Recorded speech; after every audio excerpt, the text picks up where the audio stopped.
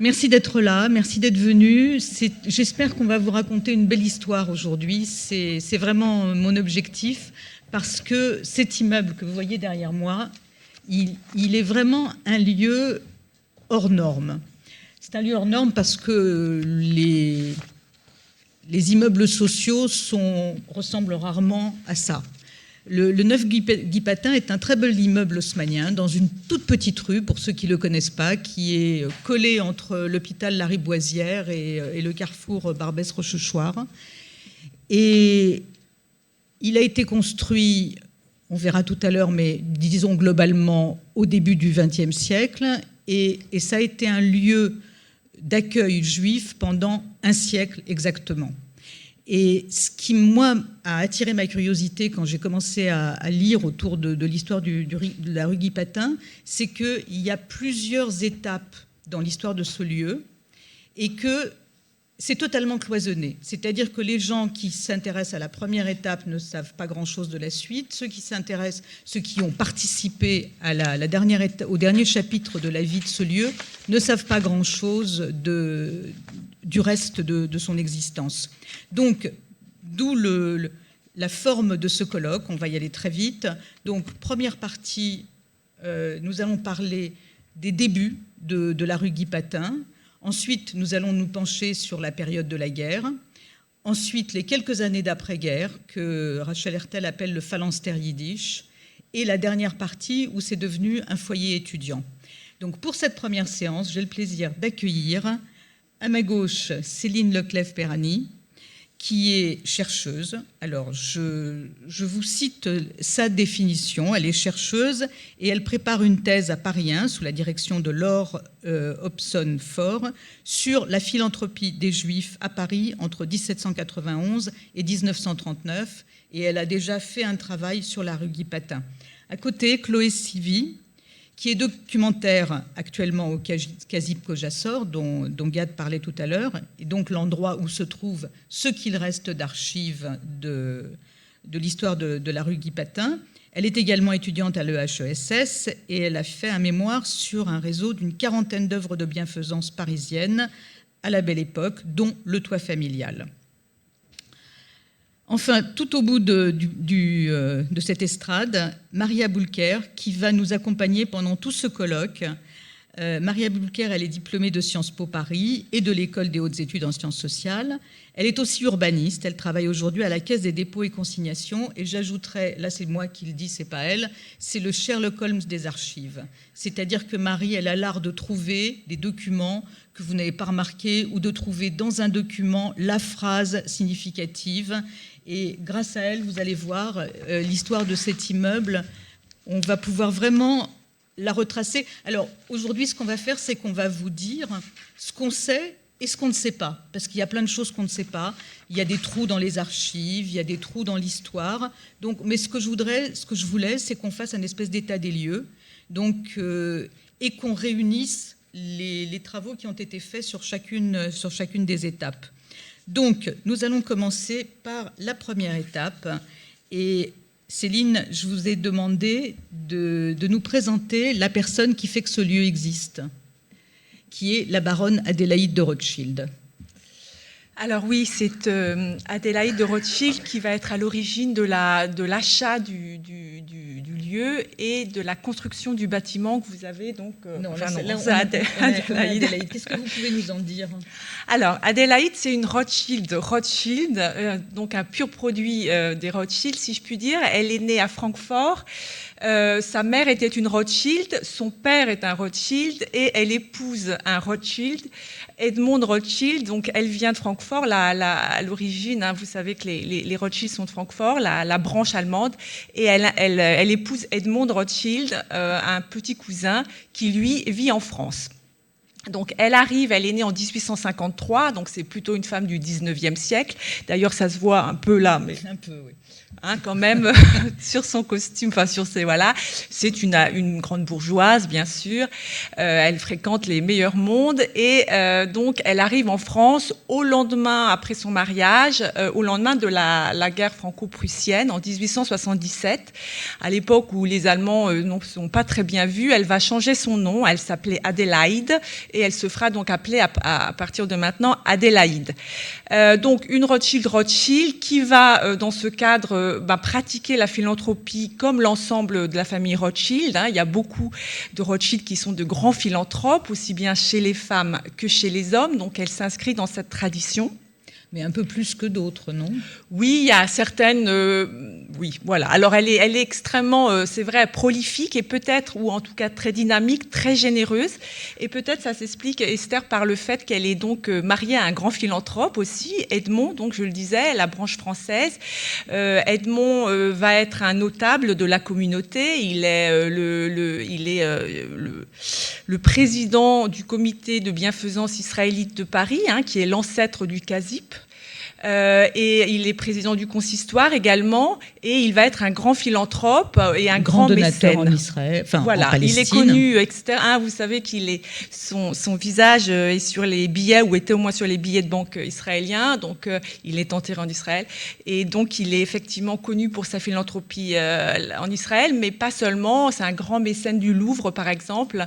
Il a fondé avec ses frères la fondation Rothschild de construction qui fait des constructions de, vous savez, les fameux HBM, voilà, à logements modérés, qui existent toujours dans le 12e arrondissement, avec un capital absolument extraordinaire. Donc il a été lui-même déjà très philanthrope. Donc je pense aussi que, étant la femme, voilà, elle est stimulée par son mari, mais elle a aussi ses projets à elle et ses centres d'intérêt. Ouais, il me semble qu'on peut les comparer à Bill et Melinda Gates, c'est-à-dire que c'est des gens extrêmement riches et qui font de la philanthropie à très très grande échelle. C'est juste ou c'est faux? Oui, je pense qu'effectivement la générosité est très très large. Après, il y a d'autres Rothschild qui se consacrent à d'autres thèmes. Il y en a qui font de la politique, il y en a qui se font simplement qui vont aux courses, qui fréquentent les salons. Donc, elle est quand même, voilà. Je crois qu'elle a une sensibilité.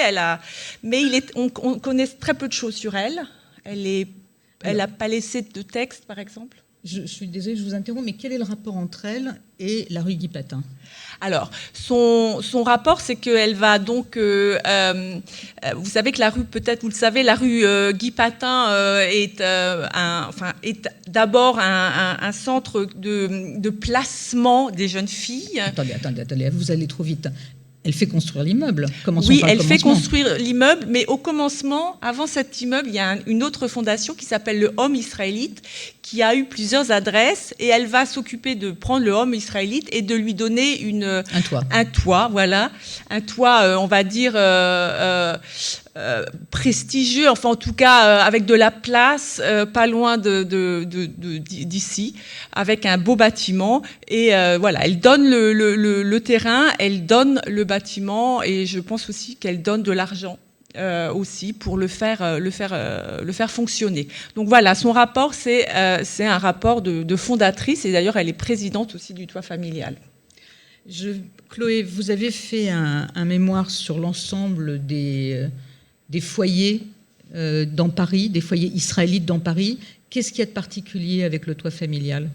Ce qui est spécifique au toit familial, c'est qu'il s'agit d'un foyer et d'un pensionnat, un des premiers foyers parisiens qui prend en charge des jeunes filles juives, contrairement aux autres institutions qui, elles, sont davantage des écoles.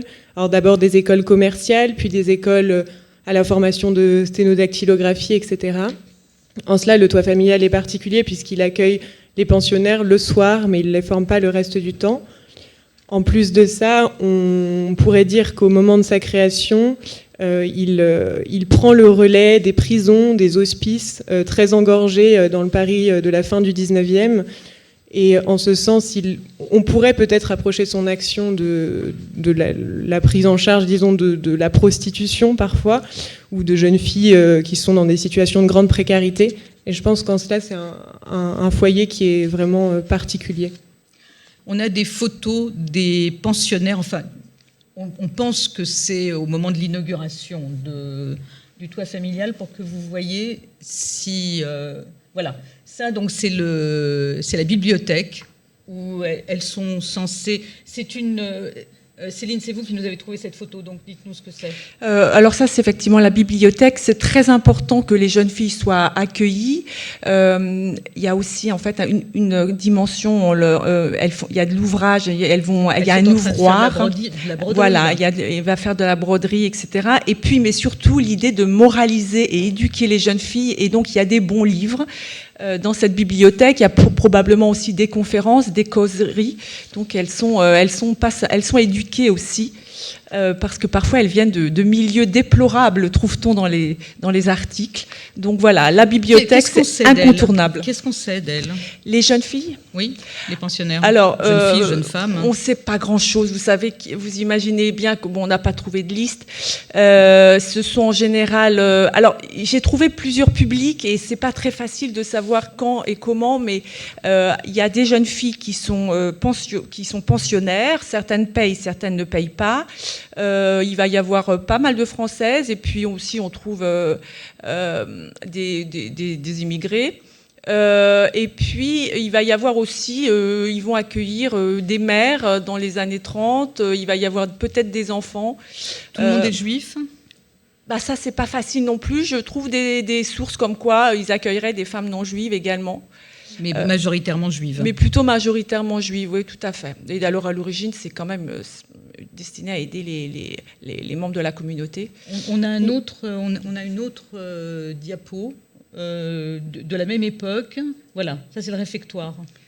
Voilà, alors un réfectoire avec l'idée que c'est pour des jeunes filles enfin en tout cas qui doivent bien bourgeoises. Hein, vous voyez comment elles sont. Et puis non seulement bien habillées, mais là j'allais dire c'est normal, mais surtout, enfin bien habillées, tout est relatif, mais surtout le fait qu'on les mette dans un environnement qui est quand même un environnement relativement bourgeois, bien les tables en marbre, des chaises.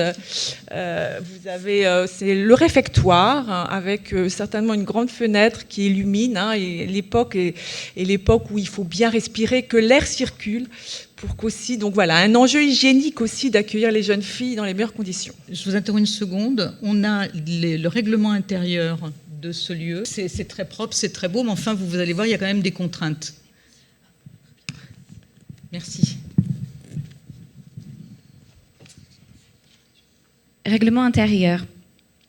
Règlement numéro 3.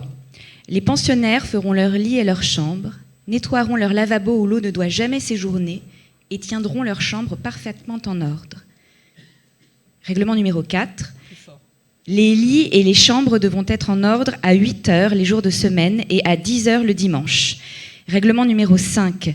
Un grand soin est exigé pour la literie, les meubles, les murs. Il est défendu de frotter des allumettes ou de planter des clous ou des épingles. Règlement numéro 7. Il est interdit de s'enfermer dans sa chambre. Règlement numéro 8. Les clés ne peuvent être emportées. Règlement numéro 9. Les pensionnaires doivent être rentrés à 10 heures. Elles auront droit, une fois par mois, à une sortie prolongée jusqu'à l'heure de la rentrée des théâtres, toujours d'accord avec la directrice et à condition qu'elle soit accompagnée d'une personne connue de celle-ci. Un commentaire, les filles. Pourquoi est-ce que c'est aussi strict, paternaliste? Je ne sais pas quel est le terme à employer.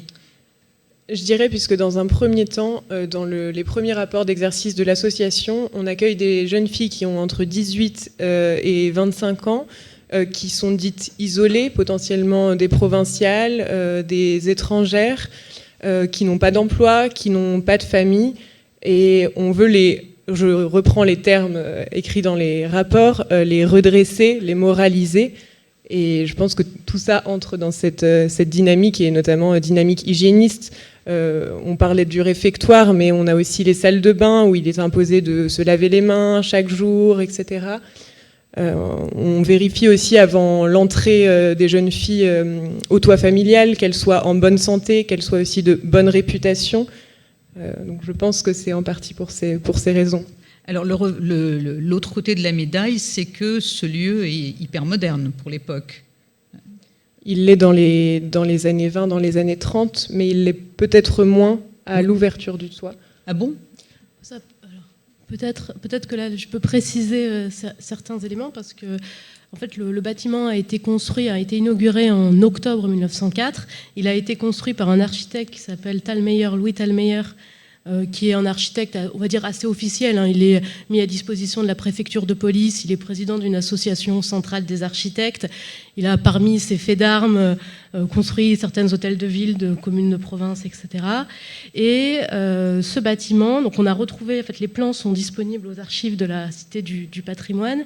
Et donc on retrouve, alors, premier élément de modernité, c'est dans la structure, puisque visiblement c'est dans une structure de béton qui était particulièrement innovante pour l'époque. Et c'est à ce titre-là d'ailleurs qu'on a conservé les plans. Et puis plus largement, quand on rentre dans le détail des plans, on se rend compte que il y avait certains éléments qui témoignent d'une certaine modernité, à la fois en termes de raccordement au tout à l'égout, au raccordement à l'eau courante, au chauffage. Donc c'est autour d'éléments qui apparaissent là aussi dans des éléments liés au casier sanitaire qui est établi par la ville de Paris, qui vise à analyser les conditions d'hygiène associées aux caractéristiques du bâtiment. Donc là, effectivement, c'est des éléments qu'on voit. Après, dans les textes ultérieurs, on se rend compte que le bâtiment vieillit, et on reviendra sur l'histoire. Mais... alors justement, il faut quand même préciser que ce bâtiment a été construit avec l'argent de la baronne Adélaïde sur un terrain qui appartient à la famille Rothschild. Racontez-nous, puisque vous avez pris le micro. Oui, c'est ça, effectivement. Alors d'abord, il faut savoir que la rue Guy-Patin, elle appartient en grande partie à la famille Rothschild, puisque le terrain du 7 appartenait à Edmond de Rothschild, et le terrain du 9, donc juste à côté, appartenait à un des frères d'Edmond de Rothschild. Donc en fait, ce qu'on retrouve... Quand vous dites appartient, à l'époque. Ah oui, à l'époque, oui, pardon. Appartenait à l'époque, au moment de la construction, donc en 1903-1904, aux deux frères Rothschild.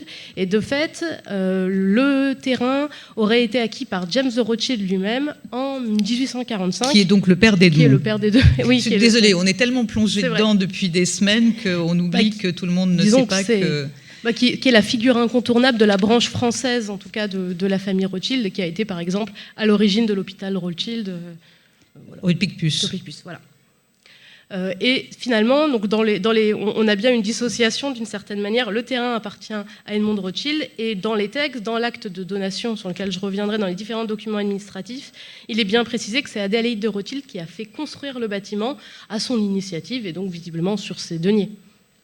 Et elle a continué à financer, quand il y avait des trous dans les comptes. Ça, on voit dans les rapports d'activité, en tout cas, du toit familial, parce qu'on a conservé un certain nombre de rapports d'activité, qu'en plus d'être vice-présidente du toit familial, elle est aussi une des donatrices. Mais Chloé, peut-être que vous avez plus d'infos. Pour ce qui est des donations, je ne sais pas tout à fait, mais je sais qu'elle a légué à sa mort une grosse somme au toit familial. C'est l'une des associations qu'elle dirigeait qui a reçu la plus grosse somme au moment de son décès. Alors, donc, on précise juste que donc, le toit familial a été un foyer pour jeunes filles et jeunes femmes, donc de son ouverture en 1904 jusqu'à la Deuxième Guerre mondiale. Est-ce qu'il y a eu des évolutions, Céline, Chloé? Est-ce que... Alors, moi, je voulais juste rappeler aussi que ce qui me semble important, c'est que c'était aussi un lieu de placement. L'origine, c'est d'aider les gens à intégrer le monde du travail, en tout cas les jeunes femmes, à trouver de l'ouvrage, à trouver un emploi. Et donc, elles sont là aussi pour devenir institutrices, dans le commerce, dans l'administration, et puis aussi pour avoir des métiers manuels. Et donc ça, c'est important de le dire. À l'époque, c'est quand même l'objectif de lutter contre le chômage des jeunes femmes. Il existait à l'époque pas des bureaux de placement payants, mais pas dans la communauté. Donc voilà, donc ça c'est important, ça, je trouve. Et ensuite, je pense que ça a eu peut-être l'envie ou le désir d'accueillir les jeunes filles isolées qui pouvaient mal tourner. Alors voilà, on va arriver à l'autre chapitre. Jérémy, je me souviens plus ce qu'on a comme document, mais tu as sûrement des choses encore en magasin. Vas-y, passe-nous ce que tu as à la suite, parce voilà, ça c'est une lettre qui se trouve dans les boîtes d'archives du CASIP, Donc, vous voyez en haut le toit familial. C'est à propos d'une pensionnaire. C'est juste, il y a un certain nombre de lettres comme ça. Vous avez des choses, Céline, là-dessus? Chloé? Non? Allez-y. Oui, il me semble qu'il s'agit de mademoiselle Rosenholm qui est arrivée au toit familial et qui a ensuite été embauchée comme modiste à Rouen. Moi, je dirais Rosenbaum, mais enfin bon. Peut-être Rosenbaum, alors. Il y a marqué Rosenbaum, il me semble. Peut-être autre point à préciser sur ce document. Donc on voit que, on voit que la lettre, la personne est recommandée par Madame Eugène Manuel, donc qui est la présidente du toit familial. Donc en fait, dont le nom est connu parce que son mari, Eugène Manuel, a fait partie. Donc d'abord, il a une rue à Paris. Il a été inspecteur de l'instruction publique et surtout fait partie des fondateurs de l'Alliance israélite universelle. Donc on est vraiment dans l'engagement de Madame Manuel dans le cadre de partage entre l'époux et l'épouse des causes et des engagements philanthropiques. Très bien, Céline.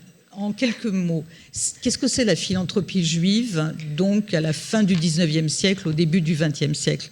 Est-ce que c'est important? Qui s'en charge? Qui le porte? Alors, je vais aller assez vite parce qu'on n'a pas le temps, mais c'est votre sujet de thèse. Vous avez 3 minutes. Alors, voilà, freinez-moi si je veux me laisser aller. Alors, l'idée, c'est que c'est quand même la communauté juive est très dynamique sur le plan de la charité.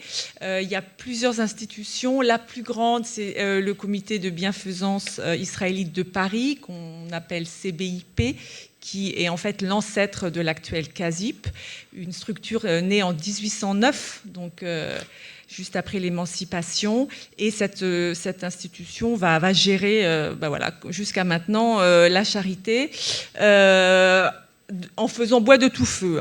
Et puis, elle va voir quand même un moment des difficultés aussi financières. À l'époque, là, elle est en déficit, puisque il y a quand même beaucoup de gens à aider. Donc, elle va accueillir des fondations dans son sein. Et le toit familial fait partie de ça. C'est-à-dire quelqu'un donne de l'argent ou fait construire un bâtiment, mais remet au CBIP la gestion. Donc voilà, c'est une fondation dans la fondation. Donc le CBIP va devenir, avec sa compétence administrative et gestionnaire, voilà, il va accueillir des fondations dans l'intérieur de... Mais dites-nous plutôt qui s'occupe de ça, qui donne et qui reçoit. Alors, qui donne, c'est des gens des familles, voilà. Il y a beaucoup de Rothschild, évidemment. Ils vont être... présent de manière majoritaire. Enfin, je sais pas si on peut dire. Enfin bon, en tout cas, voilà. Mais il y a toutes les grandes familles juives de l'époque. C'est un peu ça. Oui. Alors avec des phases parce que certaines quittent la communauté, disparaissent aussi. Une des seules familles peut-être, c'est quand même les Rothschild du début à la fin. Mais oui, des notables, des membres des élites qui financent. Il y a aussi des souscriptions, donc il y a aussi. Et puis voilà, des donateurs de très très variées, c'est très divers, avec une multitude de grandes et de petites fondations à l'intérieur. Chloé ?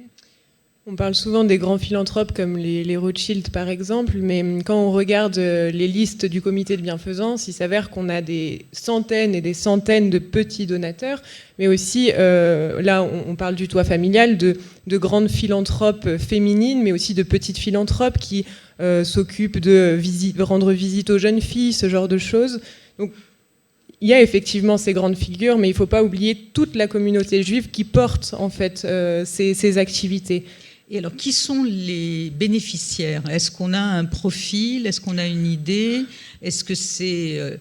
on parle là du début du XXe siècle. Est-ce que c'est essentiellement des immigrants? Est-ce qu'il y a une pauvreté parisienne? Qui veut répondre? En fait, on a très peu d'éléments sur les bénéficiaires de l'action du comité de bienfaisance israélite de Paris. Donc, les archives de la fondation Kazip Kojazor conservent des registres de bénéficiaires qui ont bénéficié de secours ou de paiement des loyers ou de paiement de secours pour la vie quotidienne.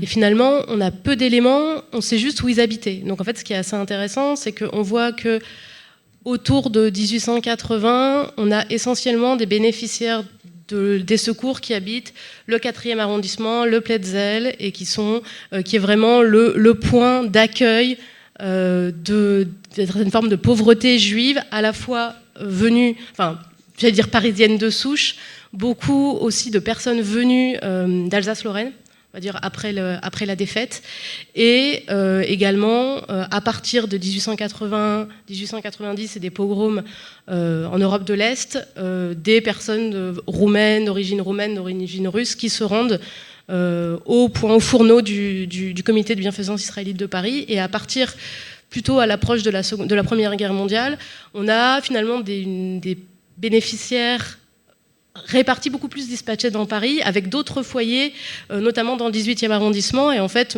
ce qu'on ne sait pas, c'est si cette répartition géographique, elle a été en partie accompagnée par le comité de bienfaisance israélite de Paris, qui a installé des foyers justement dans le 18e arrondissement, ou finalement si ça s'est fait dans l'autre sens, et que le comité est allé les chercher sur d'autres lieux d'implantation de ces personnes.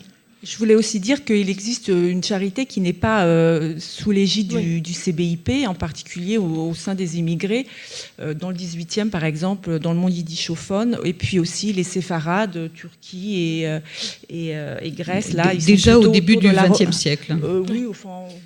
Oui, parce que pour ce qui concerne le toit familial, on sait que l'Alliance israélite universelle finance les pensions des jeunes filles qui ne sont pas en mesure de payer leur logement. Donc il y a un lien vraiment très étroit entre l'Alliance israélite universelle et le toit familial.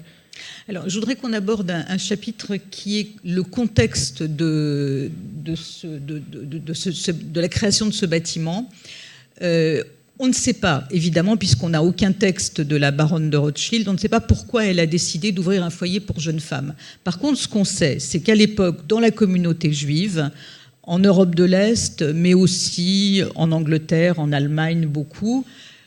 L'une des grandes préoccupations, c'était ce qu'on appelle la traite des blanches, c'est-à-dire les réseaux de prostitution juive, qui étaient très, très présents, en tout cas dans la littérature, dans la presse, et particulièrement dans la presse yiddish. Et j'ai demandé à l'historienne qui vit en Israël, Nelly Lass, de nous faire un petit topo très bref. Alors, comme elle ne pouvait pas être avec nous aujourd'hui par Zoom, elle nous a envoyé un texte que Anne-Fanny va nous lire. Délinquance et prostitution dans les sociétés juives. Solidarité féminine en action, 1889-1929. La prostitution est un sujet que les historiens ont souvent préféré éviter du fait des sensibilités et des tabous qui l'entourent.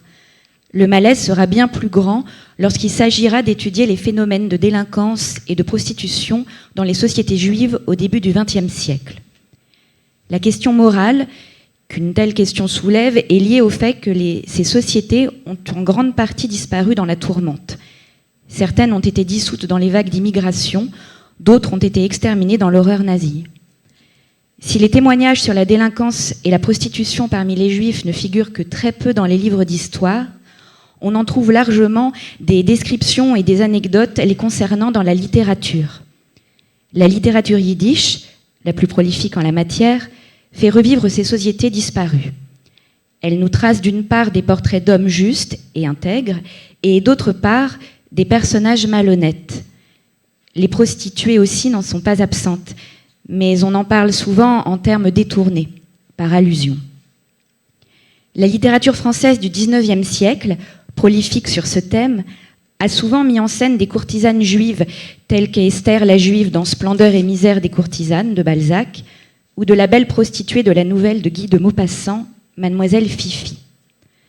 Un témoignage plus contemporain nous est apporté par Albert Memmi dans son roman autobiographique La statue de sel, qui nous renvoie l'image de la misère juive dans certains milieux d'Afrique du Nord. Il nous y décrit le quartier réservé dans lequel professaient des femmes juives et, exemple plus concret, la grande misère qui a conduit la sœur d'un de ses meilleurs amis à la prostitution.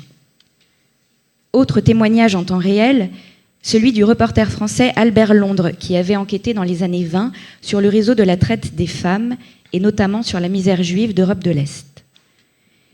Les antisémites, à l'affût de la moindre perversion dans le monde juif, ont d'ailleurs réussi à assimiler à une certaine époque trafic de femmes à juifs, en allant jusqu'à créer le mythe du juif kidnappeur de jeunes filles chrétiennes qui a laissé ses traces jusqu'à nos jours. Souvenons-nous de la rumeur d'Orléans des années 60 en France, rappelant les tristes accusations moyenâgeuses de crimes rituels, 1969. En fait, les trafiquants juifs du début du siècle, tout malhonnêtes qu'ils fussent, recrutaient surtout des femmes juives dont ils connaissaient la langue, les mœurs, les lois religieuses et les traditions, ce qui leur permettait de les manipuler au mieux et de les attirer ainsi dans leur filet. Les organisations juives avaient mis du temps avant de faire face à ce grave problème qu'elles avaient longtemps préféré ignorer. Ce furent des femmes juives qui prirent l'initiative de lutter contre ce fléau, bravant indifférence, préjugés, tabous. C'est cet engagement de femmes juives dans la lutte contre la prostitution qui est le plus intéressant à souligner. Les femmes juives, exclues jusqu'alors des instances communautaires juives réservées aux hommes, commencèrent à créer leur propre réseau organisationnel qui devait leur permettre d'entrer dans la vie publique, sans pour autant remettre en question les valeurs familiales traditionnelles auxquelles elles étaient attachées. Les quelques femmes exceptionnelles qui prirent l'initiative de s'engager dans ce combat réussirent à mener une large action d'aide et de prévention et parallèlement à attirer l'attention des grandes organisations juives, les obligeant à prendre des responsabilités sur ce sujet embarrassant. En Angleterre, Constance de Rothschild avait été une des premières à fonder en 1885 la première association juive pour la protection des femmes et des jeunes filles. En 1910, c'est à Londres que s'est tenue la conférence juive internationale pour la suppression du trafic des jeunes filles et des femmes. Un des engagements les plus exemplaires en Europe fut celui de Bertha Pappenheim, originaire d'une famille juive orthodoxe allemande et militante féministe active. Elle était engagée corps et âme dans la lutte contre ce fléau dont les racines, pensait-elle, sont dans la misère, l'ignorance et le statut inférieur des femmes accentué par les lois religieuses, juives du mariage et de divorce qui facilitent la tâche des trafiquants. Elle avait créé des homes d'accueil pour des jeunes filles juives en détresse et des filles mères accompagnées de leurs enfants. Enfin, des rencontres internationales de femmes juives où étaient soulevés tous les sujets concernant la situation du peuple juif, et notamment ceux concernant les femmes juives, ont eu lieu à Vienne en 1923, à Hambourg en 1929. À l'époque des immigrations et des pogroms, le nombre de femmes juives abandonnées à Gounod se comptait par dizaines de milliers. Céline, vous avez travaillé là-dessus. Il y a un débat pour savoir si la question de la traite des blanches était un vrai fléau social ou si c'était une espèce de problème culturel. Alors, je dirais que je parlerai même pas de débat. Enfin, moi, en reprenant les travaux d'Alain Corbin, par exemple, qui est un grand historien, pour lequel la traite des blanches est quand même plutôt un mythe. Hein. La réalité, c'est pas vraiment que des jeunes filles sont forcées de se prostituer. Même si ça peut exister, c'est plutôt qu'elles le font pour des stratégies de survie. La question, c'est pas si elles sont forcées ou pas. Il y avait une prostitution juive importante. Oui, mais la traite des blanches, c'est quand même, ça décrit un mouvement de violence. C'est-à-dire, on force, on enlève. Hein, il y a un kidnapping. Ok, on enlève ce. Donc, la question est, est-ce qu'il y avait des raisons de prostitution juive au début du XXe siècle, fin du XIXe? Évidemment. Alors, moi, j'ai toujours un peu peur du terme réseau. Je pense qu'il est possible que oui, il y ait de la prostitution, en tout cas en Argentine, par exemple, des prostituées juives. Ça, c'est sûr. Quel est le réseau? Ça, je ne sais pas. Je crois qu'il y a eu une grande peur que les jeunes filles, et en particulier la jeune fille bien comme il faut, soient détournées, hein, qu'elles cèdent, qu'elles succombent. Et là, c'est une peur qui est liée aussi au fait que la femme, à cette époque, immigre, donc bouge, et elle prend une certaine liberté, éventuellement une liberté sexuelle, et ça fait très peur. Donc on essaye de bloquer ce mouvement, et on agite le spectre de la traite, c'est-à-dire, attention, jeune femme, si vous êtes trop trop légère, il peut vous arriver des malheurs. Moi, je crois que il y a beaucoup de cette dimension-là de moralisation. Donc, on n'a aucun élément qui nous permette de dire que le foyer, le toit familial de la rue Guy-Patin était directement lié à la lutte contre la prostitution, mais on sait par exemple qu'Adélaïde de Rothschild deviendra, à un certain moment, présidente d'une association de lutte pour la réinsertion des jeunes femmes ou des jeunes filles. Elle a été dans plusieurs associations qui ont l'objectif de relever, parce que quand on est prostituée, on tombe, de relever les jeunes filles, de les remettre sur le droit chemin des institutions à la fois juives, mais aussi non juives. Et donc, elle est très active là-dessus. Donc, c'est peut-être un lien. Je ne sais pas si l'une d'entre vous veut répondre. Les institutions juives respectables sont très mal à l'aise. Elles mettent, Lilas mentionne, elles mettent des années avant de réagir. Chloé ? Par exemple, dans le rapport de l'association de 1904, on dit « soustraire aux dangers matériels et moraux que les jeunes filles peuvent encourir ». Donc on dit dans le rapport de 1904 de l'association, on n'emploie jamais la prostitution. Et on n'emploie jamais le terme. On en parle toujours par périphrase. Tout à fait. Et pour rebondir sur ce que vous disiez, il me semble pas, de la même manière que Céline, je suis pas très à l'aise avec le terme de réseau, mais il me semble aussi que la question de la prostitution ne soit pas une spécificité juive. Il s'agit aussi d'un problème de femmes pauvres, immigrées. Et il me semble que c'est aussi un argument antisémite avant autre chose et une manière de répondre face à l'antisémitisme. Incontestablement, mais ma question c'est est-ce que, compte tenu de ce qui s'est passé pendant la guerre, est-ce qu'on n'a pas aussi mis une espèce de voile pudique sur toutes ces questions qui existaient quand même à l'époque ? C'est un peu ça Effectivement, je ne dis pas que la prostitution était un phénomène juif, mais je dis qu'il a aussi été un phénomène juif. Des éléments là-dessus ? Non, personne ? Pas du tout. En tout cas, je pense que les jeunes filles qui étaient censées être prostituées ne font que passer. C'est plutôt la France aurait éventuellement peut-être une petite plaque tournante, j'en sais rien, mais c'est des femmes de passage plutôt. Ok. D'autant plus que la manière de gérer la prise en charge de la prostitution est plus européenne et internationale que simplement isolée.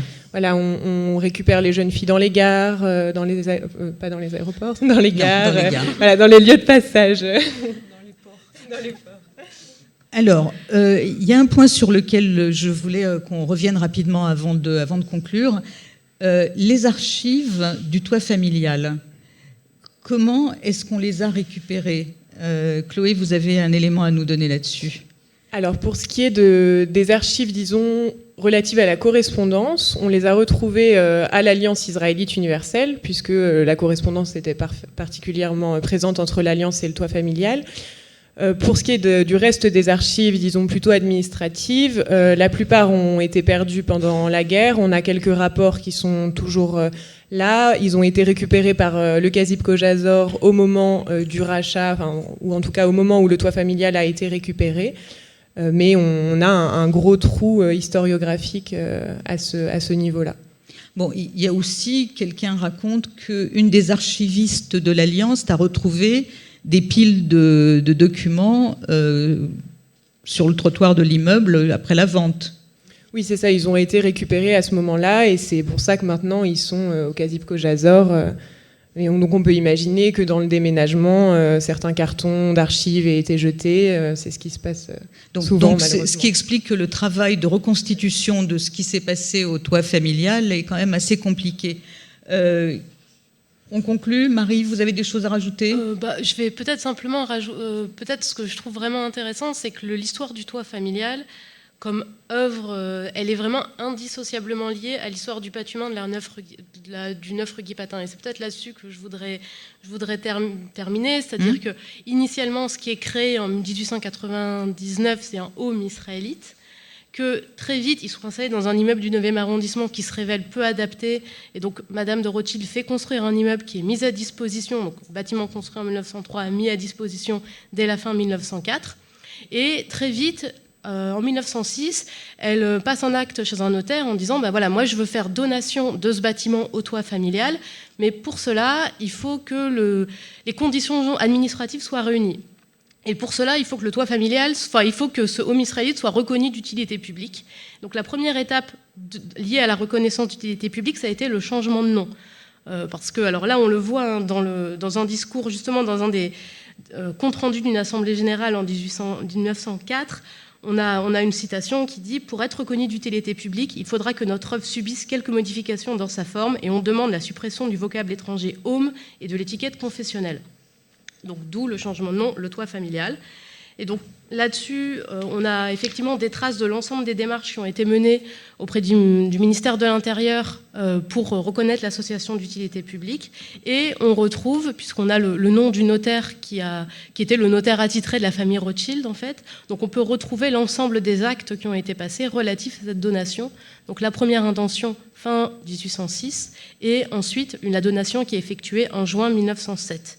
Et peut-être pour terminer, là aussi, je voudrais vous proposer une citation, parce que ça va nous donner du grain à moudre sur la suite des échanges, puisqu'il est précisé, je cite, « Les donateurs imposent formellement à la société donataire l'obligation de maintenir à perpétuité son siège dans l'immeuble donné, et par la suite de l'affecter et tenir affecté à perpétuité cet immeuble à l'objet de la société, qui est de placer gratuitement et recueillir à titre temporaire les dames et jeunes filles dans l'enseignement, le commerce et l'industrie. Par suite, l'immeuble donné ne pourra jamais avoir une autre destination que celle qui vient d'être indiquée. » Voilà, fin de citation. Bon, ce qui veut dire en clair que effectivement, c'était donné avec la condition expresse que ça reste un foyer pour jeunes filles et jeunes femmes, ce qui n'a évidemment pas été le cas. On verra si on en trouve un peu plus là-dessus ou pas.